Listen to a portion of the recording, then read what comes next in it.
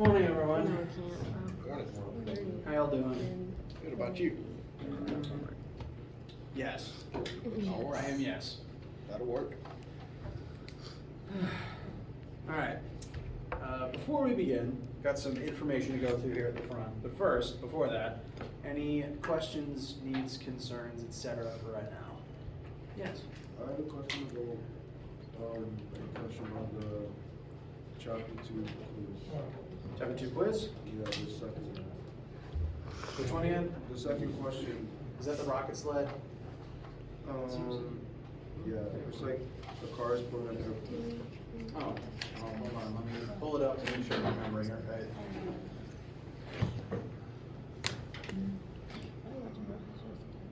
Chapter 2 quiz question 2, correct? Yes. All right.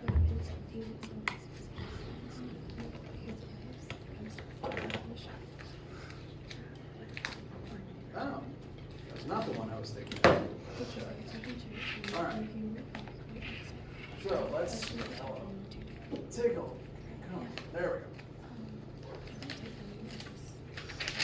go. All right. So here we have, and everyone's numbers will be randomized. We have a car of known mass driving, holding at a constant speed, a large passenger airplane to demonstrate the power of the newly designed engine.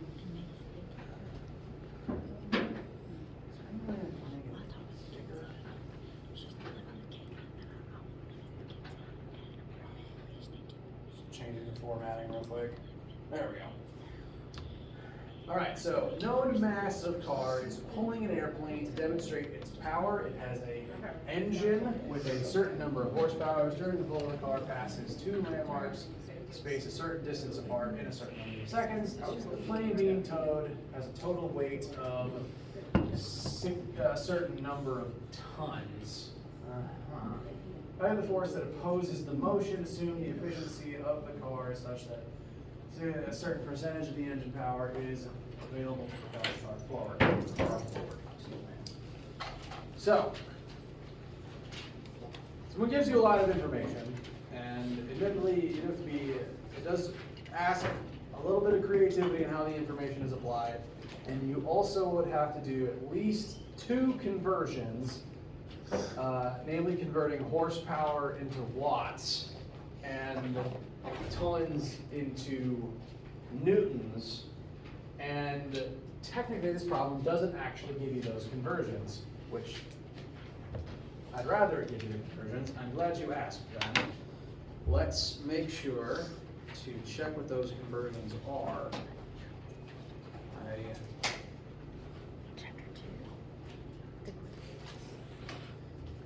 Because even though it gives you horsepower and tons, those are not the metric units that you would want to actually use to get the right answer. So, I'm going to leave them over here on the side so I'm not erase them.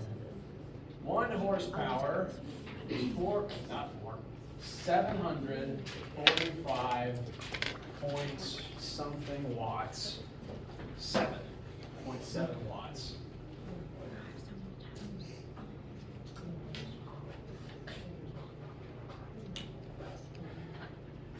And one would need to make sure to convert their horsepower into watts to make sure to do this question correctly. Secondly, you need to convert tons into pounds. Sorry, not pounds, wow. Tons into newtons, pardon me.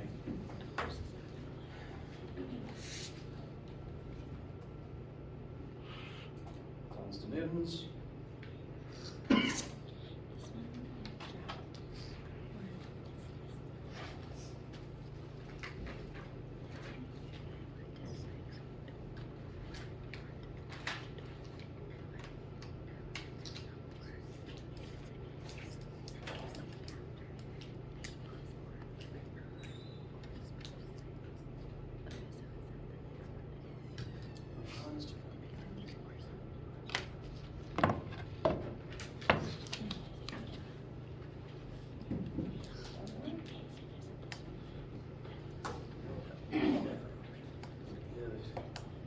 So it doesn't help that there's multiple definitions of a ton out there. So let's do pounds 2 newtons. Multiply that by 2,000. Bless you.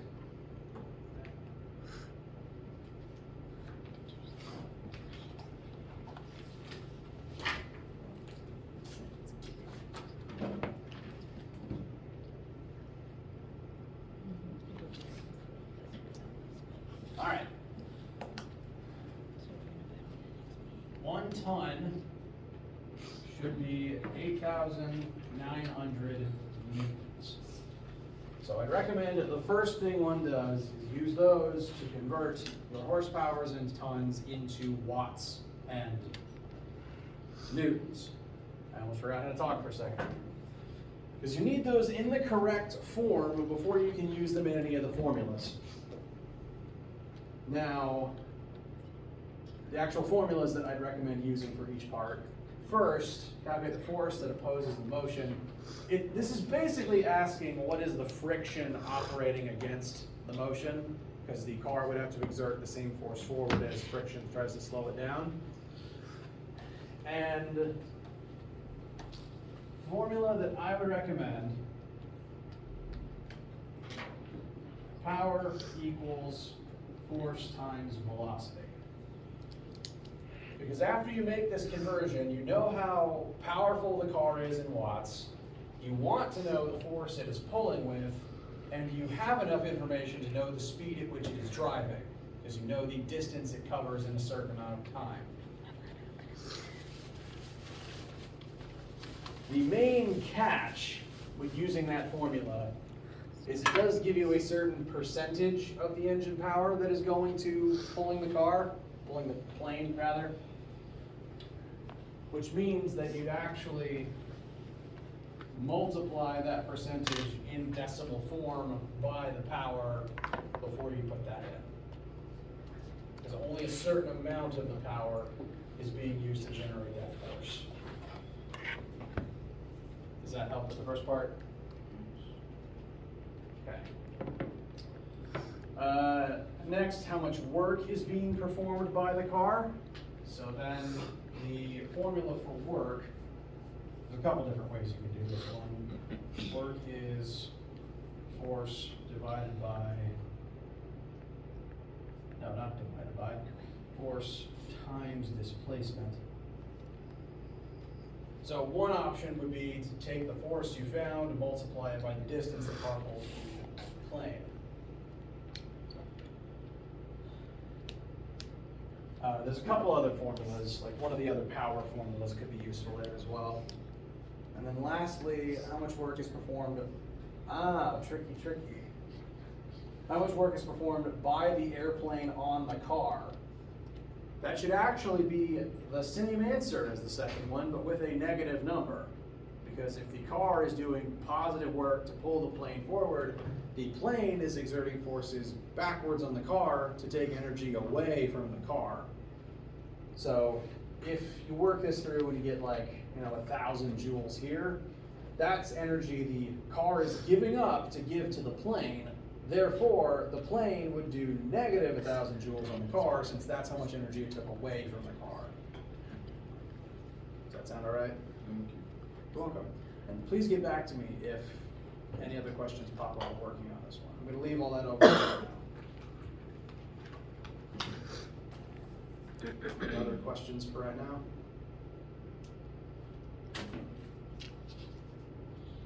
All right.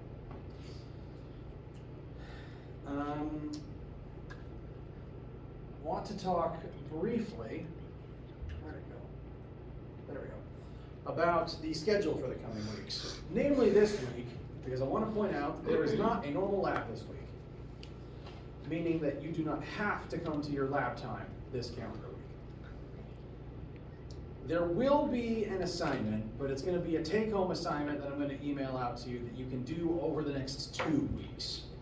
The reason for that being, the next lab on the schedule is about Chapter 4. It's about rotation, but we're just starting rotation today. In conjunction with the fact that the first test is coming up, and I also wanted to give you something to help review for that. So this take-home lab that you'll be receiving in an email this afternoon is both review of classic motion and stuff we've been doing, and separately incorporates rotation stuff that we're learning about over the period of this week. Which means even if you start it today, I wouldn't expect you to finish it today, because we're just starting rotation today. So for this calendar week, 20th through 24th, you'll be getting a take-home lab today that you can work on over the next 2 weeks. And I would just like to see yours or your team's turned into me, and I'll look over it and get back to you, things to improve about it, by the end of next week. Does that sound good? Okay. And this is going to kind of start a season of no or weird labs for a minute, because again, this week's lab is going to be that review assignment, and I will be in the lab room over the period of this week in case anyone, like, I'll still be there if you want to show up and try to work on it normally. But again, we haven't covered all the rotation stuff yet, so I'd expect you to finish up toward next week instead of this one. And 2, no, that's the main thing. But I'll still be in the room if anyone wants to show up to put some work into it normally. You don't have to, it's completely optional, but I'll be there. Additionally, if you just have any other review questions over the next weeks, because next week starts test 1 season. So 27th through the 3rd, we'll be beginning our test season. The 27th and the 1st, we'll be closing out chapter 4, reviewing, and there also won't be a lab that week, because I give tests during lab periods. And the first test day is going to be during lab on March 3rd, Friday. Normally I like to have it just over a week, Monday through Friday. However, midterm grades go out Friday, March 10th in the morning, meaning if some people took it that afternoon during Friday lab, then it wouldn't be part of their midterm. So I'm kind of offsetting it slightly for that reason. So if you go to Friday lab, you'd take it here. There would not be any lab at all the 27th and the 1st, so Monday and Wednesday have that week off. And then the next week, Monday and Wednesday would take their test, and Friday lab has a day off. And then lecture on Friday, I'd give you your test back graded, you have your midterm score already out, and you can keep your test. We'll just go over my answer key together, see how, so that you know how you did.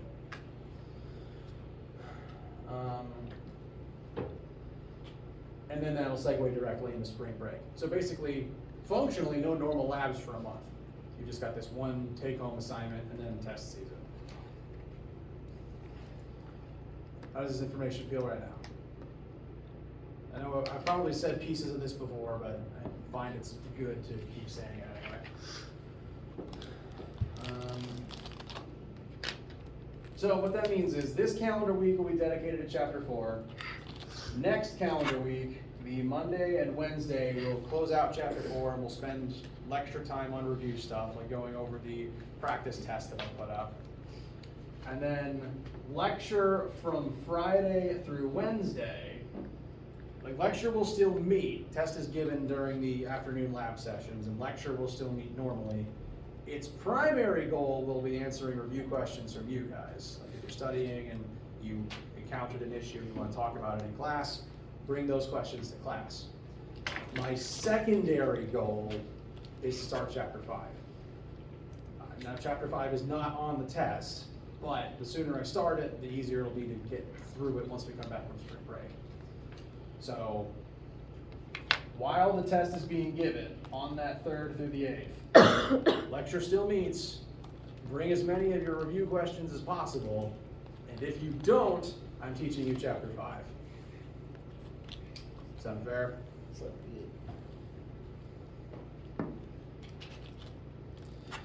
All right, how does that schedule for the next month or so feel?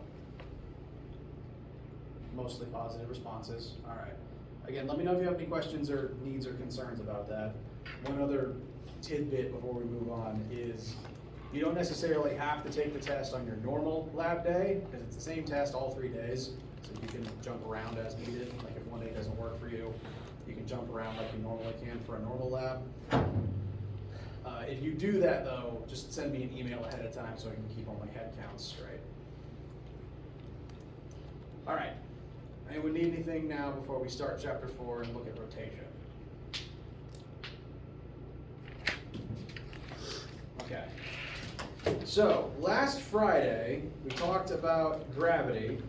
We used that new gravity formula to calculate the force the Earth and the Moon exert on each other. We discussed the fact that the Earth is pulling the Moon towards it, and we described, well, I claimed that rotational motion is the reason the Moon is not falling out of the sky. To kind of quickly go back over that, the Earth is pulling the Moon towards it, but in addition to the Moon falling down, like it's not just stationary in the sky, it's also trying to move away from Earth at the same time. So it tries to move to the left, it falls down at the same time, and ends up here instead of here. And then it just keeps skipping around the planet in a big old circle because of, again, rotational motion. So, in order to understand how this happens, we need to describe rotational motion. So the first thing we're doing here in chapter 4, kind of like how at the beginning of the semester where we talked about the ways we describe linear motion, now we're going to talk about the ways that we describe rotational motion. And it's important to be able to distinguish them because they are both related and distinct from each other. To demonstrate, I have here the dismembered bicycle wheel of science. And I can roll this object across the table. So say I just take it from here to here, well, from there to here. And when I do that, I could, mark where it ends, mark where it started, take a meter stick and measure that linear distance between those 2 points. And that would be describing this motion linearly. All the motion we've looked at so far is linear in nature. That's this word here, meaning of or referring to straight lines. That's why the first 4 letters spell out line. But that is not the only way we can describe the motion of this object, because not only is it simply translocating across the desk, it's spinning while it does that. Do we agree? Now, that rotation requires different ways to describe it. And so I'm going to put it to you guys briefly.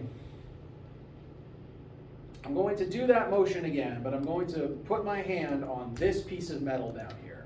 So track where my hand and this piece of metal are as I go through this rotation. I'm going to roll about the 1 meter back.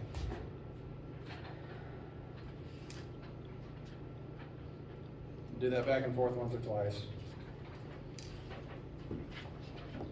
Now, linearly, we describe this motion as, like a meter's distance. But how would you describe this motion rotationally? How much does it spin rather than how much does it move side to side? 180. 180. That's a perfectly apt way of describing this motion. That's 180 degrees. That's half a rotation. Do we agree? Does anyone disagree? All right. So the beginnings of rotational motion are thinking about how to describe movement in terms of the amount something has spun instead of the amount of meters it has moved in a straight line. And again, it's important to be able to describe those things separately because while they can coexist, in the case of this wheel moving across my desk, they can also exist separately from each other. Is this wheel now moving linearly? No. No. If you took a meter stick and tried to measure starting distance to ending distance, it's starting and ending in one spot. So right now, delta x is 0, but it's still spinning. So you could count how many times it spins while it's here in my hand, and that number of times it's spun would represent its rotational displacement instead of its linear displacement. Over this week, I'm going to keep this running chart over here that compares the things we're familiar with, the linear formulas and variables that we're used to, and compare them to their rotational or angular counterparts. The word angular is just a fancy way of saying rotational. It means of or referring to angles, like rotating a certain number of angles, like 180, as opposed to moving a certain distance in a straight line. So instead of line R, it's angle R. Rotational and angular are synonyms, so occasionally which one comes out of my mouth is just random. I want to make sure to say out loud to you guys, these two words will mean the same thing for this class. Is that okay for right now? I'm going to keep both of them up here just to make sure that's clear. Linearly, we would describe motion as moving a certain distance forward, and angularly, you describe motion as how many times did something spin. That half rotation just now you described as 180 degrees, which is a completely apt way of describing that motion. One half rotation is 180 degrees if you were to put a protractor onto it. And if you were to think back to geometry classes and the unit circle, which some of you may dislike me dredging up from memory, this describes where every position, every angle measure is on this particular object.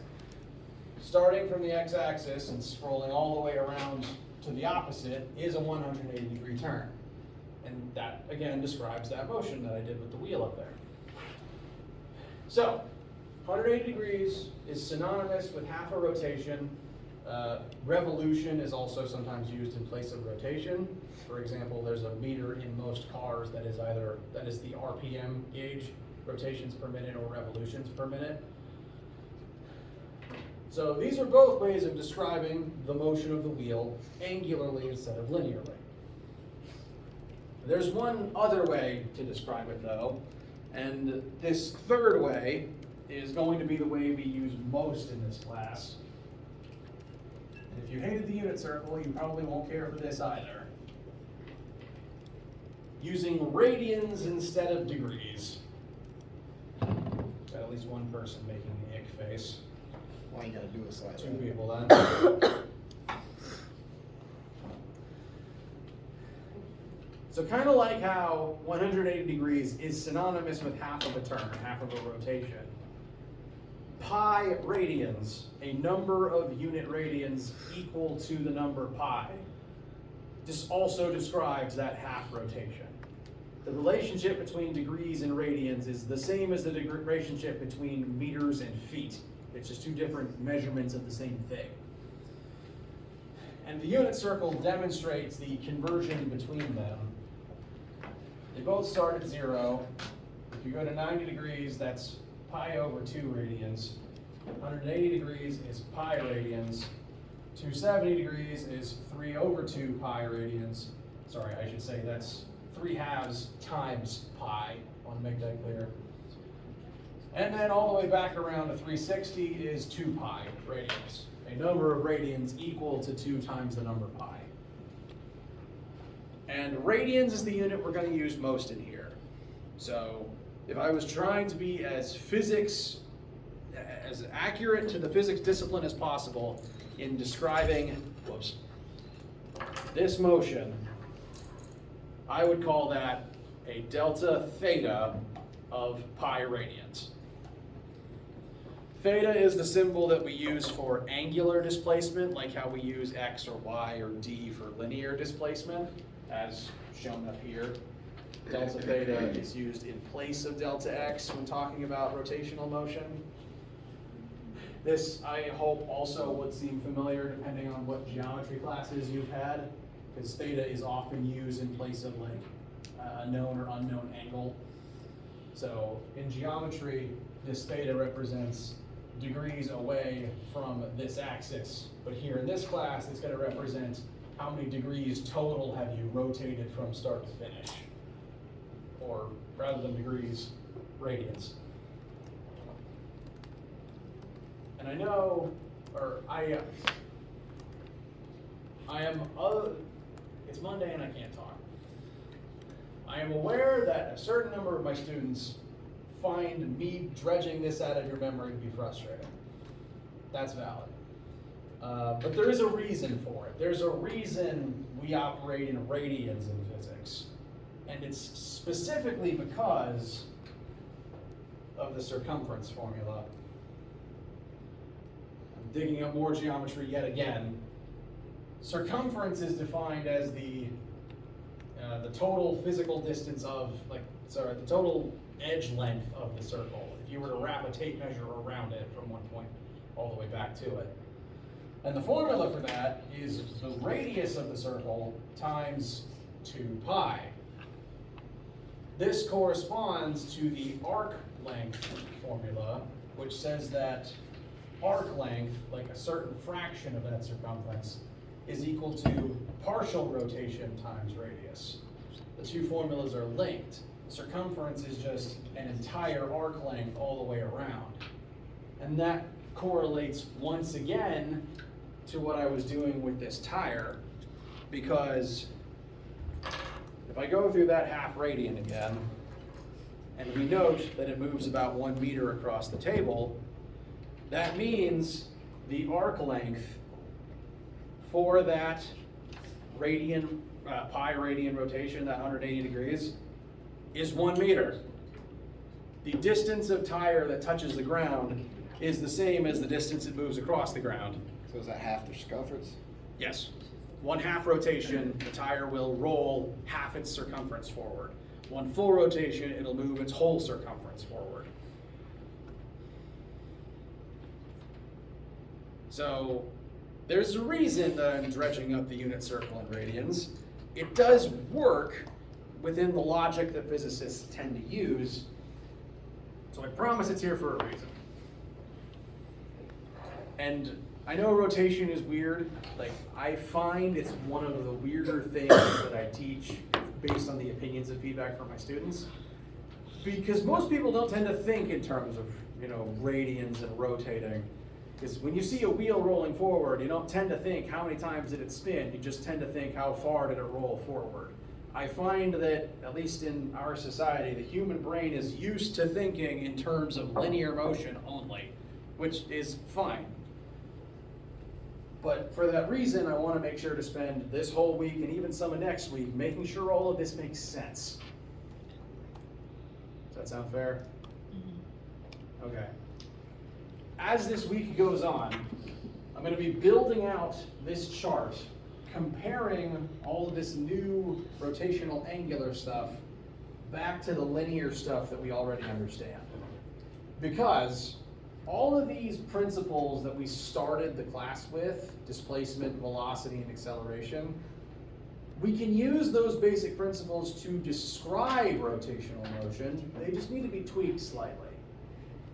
So I'm going to be rooting all of this new rotating stuff in these things that already make sense.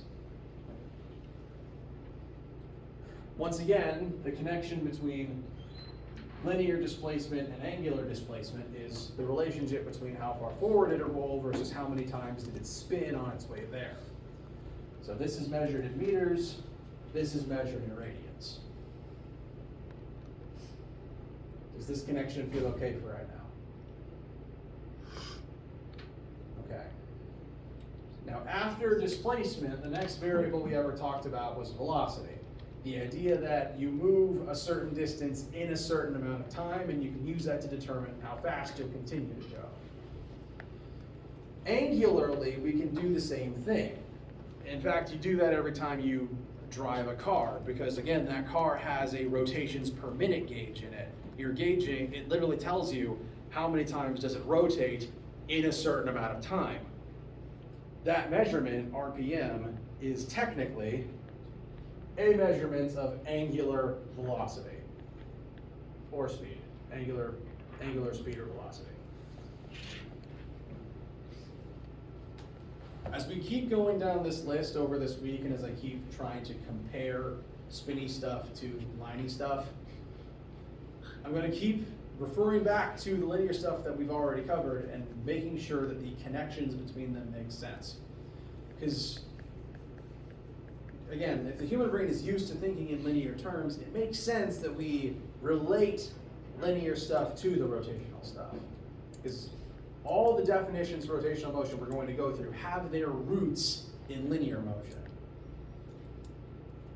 For example, this is the formula for linear velocity. Velocity equals delta x over delta t. How far do you move in a certain amount of time?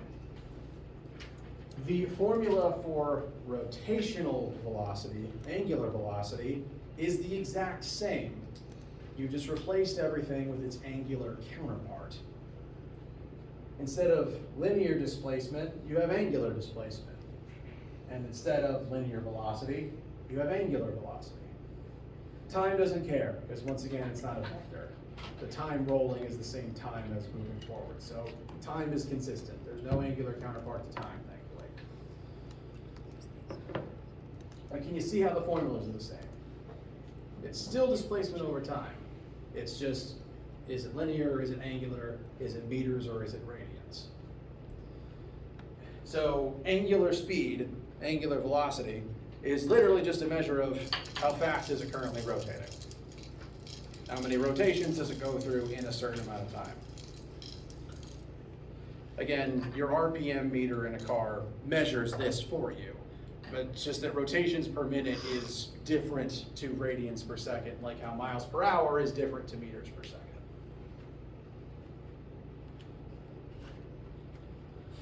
So here on this chart, I've got linear velocity set against its angular counterpart of angular velocity. And this symbol, I realize I haven't said it out loud yet, this villainous mustache looking W is technically lowercase omega. I mentioned that physics ran out of Latin letters a long time ago, so now we're robbing the Greeks. Uppercase omega is the horseshoe, lowercase omega is Snidely Whiplash's mustache. You are allowed to call it W, because it does look like one. You are also allowed to call it mustache. I will probably say omega most of the time.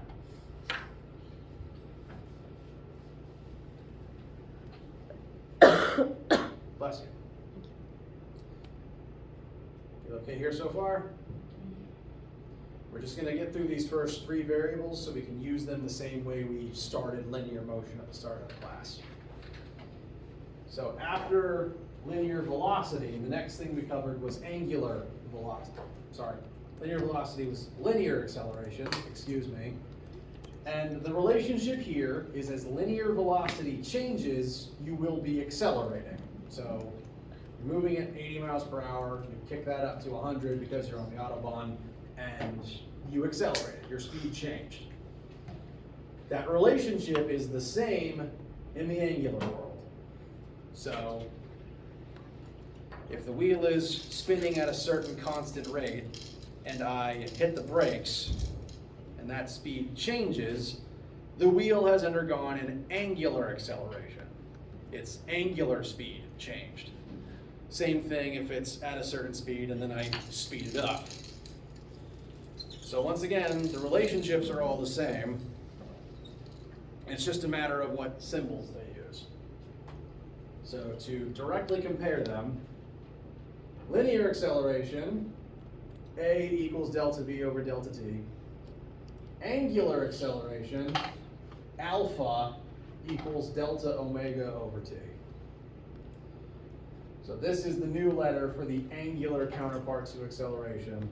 It's technically lowercase alpha, which is technically a distinct symbol, although I can appreciate the fact that written here in italic script, it's not really much different. So when I write it by hand, I tend to overemphasize the difference. I tend to write A's with just a one tail, and I tend to write alphas like the Jesus fish. I honestly think that the Jesus fish is maybe rooted in that letter alpha. It's either that or the whole fishers of men thing. Isn't it Jewish maybe? I mean, it's a Greek letter. I really don't know.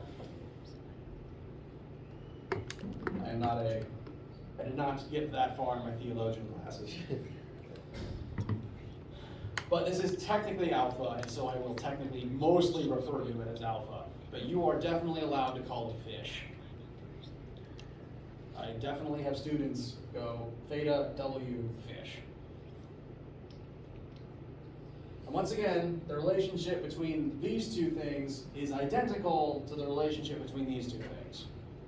It's just a matter of replacing the Latin with Greek and meters with radians. I've got the units for each one of these written over here. Again, the units are the same, just instead of M, you write rad. Linear displacement is just radians instead of just meters. Angular velocity is radians per second instead of meters per second. Angular acceleration is radians per second squared instead of meters per second squared. Because again, we're talking about the amount spun instead of the distance moved in a straight line. The main thing I wanted to do today is look over these three angular variables, like how we looked at the linear ones originally, to kind of set up our framework for how we're going to be describing all of this motion over this week. So this is kind of the first part again, but spinning this time.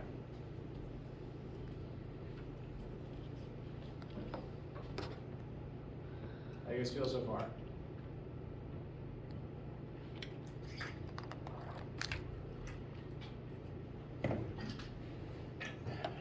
Okay.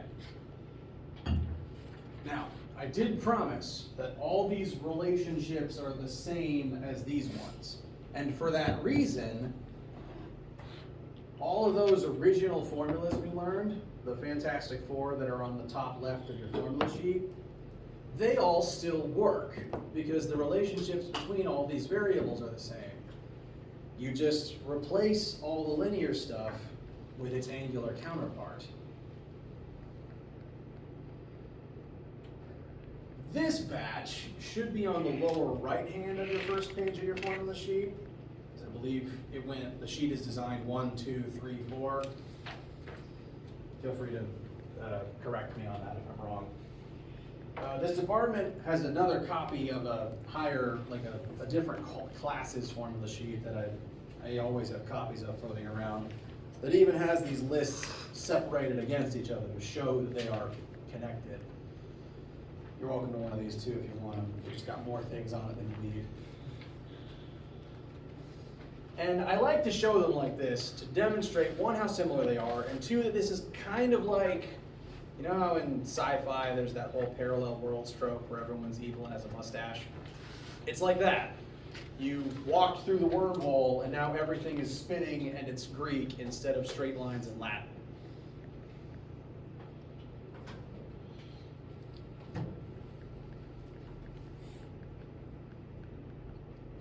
So they're kind of like parallel worlds that happen to cross over frequently. Because in the case of a rolling object, it is doing both at once. It's moving forward and spinning simultaneously. But they do also happen separately. Because loads of objects move forward without spinning, and loads of spinning things aren't moving forward. So once again, that's why it's important to A, understand them separately, and B, understand how they work together. And for that reason, to understand how they work together, there's an additional little stack of formulas that are located on your sheet that describes how the linear and the angular can convert between one another. Remember earlier when I said wheel rolls forward 1 meter and spins 180 degrees at the same time? These are the formulas that let you turn one of those two things into the other. This is the list of conversions between the linear world and the angular world. So here we've got linear acceleration equals tire radius times alpha. Linear velocity equals tire radius times omega. They let you directly translate one to the other for a specific spinning object. Because again, the distance this wheel travels forward directly depends on its size and how many times it rotates. So again, they are related, and those middle formulas are meant to demonstrate how. They should be on the formula sheet. Are they? Yes. Okay, good. So, I would consider all of this to be 3 new formulas and new versions of old ones. You're allowed to consider them all new if you want to. But once again, all the same logic here is intact. Formula 3 is still displacement equals initial velocity times time plus 1/2 acceleration times squared. It's just, again, the rotational stuff instead of linear stuff. And over the next couple days, we'll be utilizing these, making sure they feel all right and make sense to you guys. And we have time to at least start that first sample question, like go over how all these things are related. First though, one small caveat, because I notice it every time, and usually most of a student will ask me about it.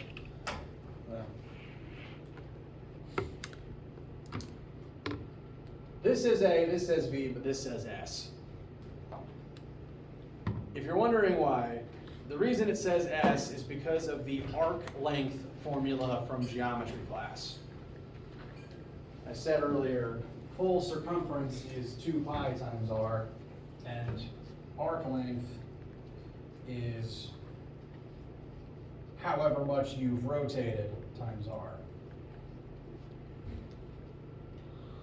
Geometry textbooks call arc length S, and so some physics books use that as well for that reason. If you want to, and I did this myself when I was a student, I added delta x written above the S, just to make it absolutely clear that that's what it represents. Like, that is functionally delta x. But the formula says arc length because, again, if you go through half a rotation and you use that to calculate the arc length of the circle that was touching the ground, you'd get a number equal to the distance you rolled forward. Because delta x is the arc length, which means a full rotation, the arc length would be the whole circle, and you'd roll forward equal to the wheel's circumference. 2 full rotations would be 2 full circumferences, et cetera, et cetera. So that is why it says S. You're allowed to make it say delta x on your formula sheet. I'll treat it like delta x because I'm relating it back to linear displacement.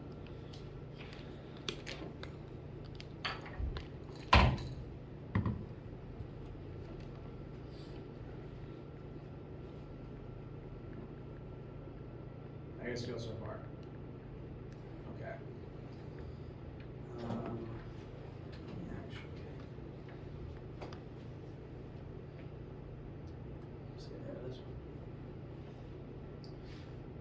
We'll at least begin this. I don't want to keep you guys late on Monday, so we'll just begin this as a way of kind of exploring the connection between linear and angular. Tires spinning are an excellent example, kind of like this bike wheel I have up here.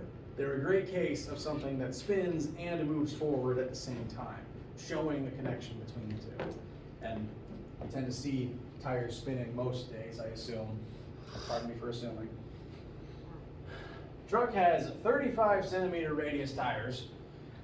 They're going to begin from rest and take 6 seconds to accelerate from rest to 45 meters per second. So that is the tire's final linear speed. Meters per second is good old linear, regular Latin letter V, English letter V.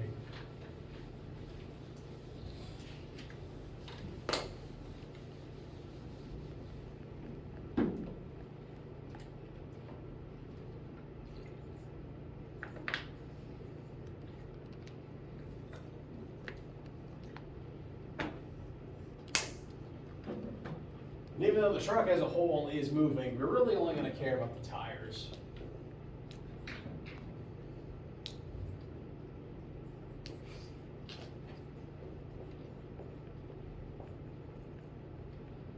So here I've got wheel radius, time to accelerate, initial velocity starting from rest at 0, final velocity 45 meters per second. First question. what is the final angular velocity of the tires? Looking at that chart over there, linear velocity is v, angular velocity is the funky w omega. And we want to know how fast are the wheels spinning once the truck has gotten up to this top speed. Basically, what would the RPM gauge be saying if it was reading radians per second? So, this is all the information that we have. And we actually do know the final linear speed of the tires. Now, for any tire, wheel, rolling object, as long as you know its radius, like the physical radius of the physical wheel, you can convert linear to angular and vice versa. That list of formulas I had on the center of the screen a second ago.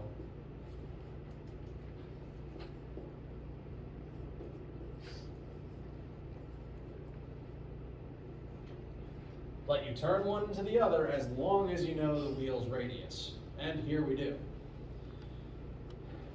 Which means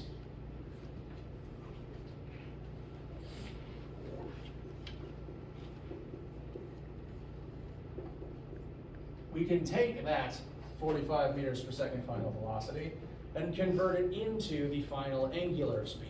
We can convert it to figure out how many times the wheel would have to spin every second in order to be moving that fast linearly. And I believe that should come out to about 140.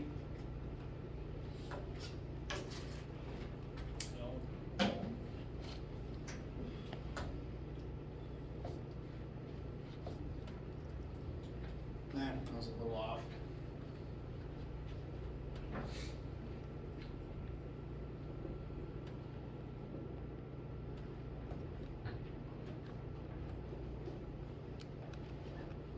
So if the car's RPM meter read out in radians per second instead of rotations per minute, it would read, if you work this through, 128.6 radians per second, while the speedometer reads 45 meters per second. So this is the connection between how fast the wheels and truck move forward linearly versus how fast they spin angularly while that is happening. In order for the truck to have this speed forward, these size tires have to spin this fast to make it happen. That's our final angular velocity. Correct. Omega F, angular final, angular velocity final. Once again, it's all connected and all the same logic from before applies.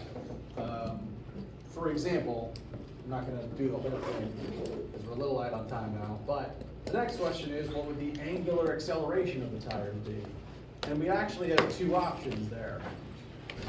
We know the final angular speed and we know the time it takes to accelerate, so we could use angular acceleration equals angular velocity over time, or alternatively, we could find the linear acceleration and convert it into the angular acceleration. Because they're connected. As the wheels rev up and spin faster, the truck moves faster forwards. So the two accelerate in tandem. Again, we'll be revisiting this all week. How you guys feel for right now? All right. So we'll keep practicing this on Wednesday. This afternoon, you'll get an email with the document for this week's remote lab. It's due in 2 weeks, not this week, but in 2 weeks. You can still work on it in groups. All the rules will come up, and I'll be in lab today. If you normally have lab today, we'll work on it together. If you need anything, keep an eye out for your email. Have a great day. Just sit down and have it.